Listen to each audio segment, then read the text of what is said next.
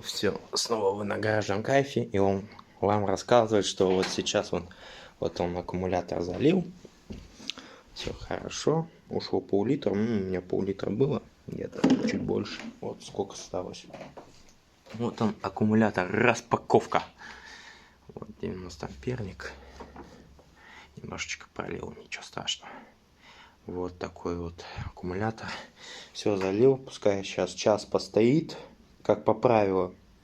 Потом его на зарядку, его надо зарядить и полностью его разрядить, и тогда он будет служить очень долго и счастливо.